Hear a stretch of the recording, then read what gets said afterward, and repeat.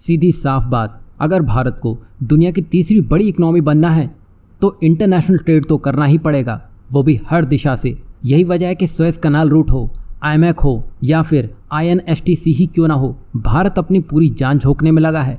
आपने आईएमएफ यानी कि India middle east Europe economic corridor तो देख ही लिया है। इतनी दिक्कतों के बाद भी वो आगे बढ़ रहा है। वहीं आईएनएसटीसी यानी कि international north south transport corridor की बात करें तो ये भारत के लिए गेम चेंजर से कम नहीं होगा। लेकिन आईएनएसटीसी को आगे बढ़ाने में अजरबैजान बड़ा रोड़ा बनकर सामने आ रहा था।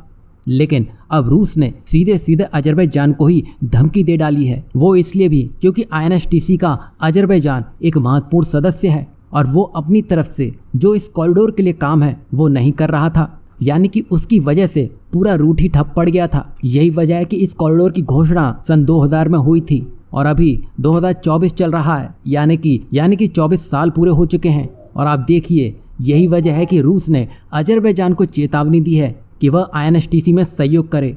खास बात तो ये देखिए कि इसमें रूस को काफ़ी नुकसान उठाना पड़ रहा था, जिसके कारण उसने अजरबैजान को सीधा कर दिया है। आप मानेंगे नहीं, अजरबैजान के टाल मटोल के कारण ही भारत और ईरान ने मिलकर अजरबैजान को ही बाईपास करने का ठान लिया था, जिसमें आईएनएसटीसी में आर्मेनिया को शामिल करने पर सहमति जताई जा चुकी थी, जिसके लिए आर्मेनिया भी सहयोग करने को तैयार था। लेकिन अब रूस के हस्तक्षेप के कारण अजरबैजान ढीला पड़ता दिखेगा। वहीं बात करें आईएनएसटीसी की तो ये भारत और रूस को जोड़ने वाला एक महत्वपूर्ण व्यापारी मार्ग है, जो कि ईरान के रास्ते मुंबई और सेंट पीटर्सबर्ग के बीच चलता है। लेकिन इसमें एक प्लस पॉइंट भी रहा है कि सन 2022 से ही इस रूट की मदद से भारत रूस को व्यापार बढ़ाने में मदद मिल रही है। लेकिन वहीं अजरबैजान इसे पूरी तरह से लागू करने में धीमा दिख रहा है।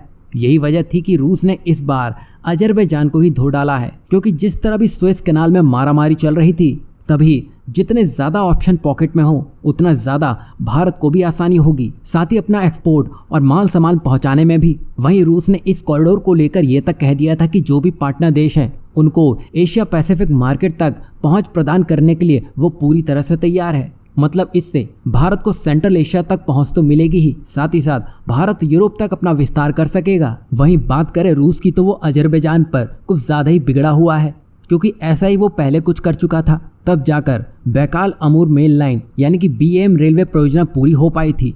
और इसी का उदाहरण देते हुए रूस ने कहा है कि इसको भी बैकाल अमूर मेल लाइन की तरह अंतर्राष्ट्रीय सहयोग का मॉडल बनाना चाहिए। यही नहीं, अब रूस चाहता है कि अजरबैजान आईएनएसटीसी को सीरियसली ले, ताकि कॉरिडोर को जल्द से जल्द चालू किया जा सके। वहीं अगर अजरबैजान रूस की चेतावनी को अनदेखा करता है तो इसके गंभीर परिणाम हो सकते हैं। अब यहाँ देखना ये दिलचस्प होगा कि अजरबैजान रूस की चेतावनी को किस तरह लेता है।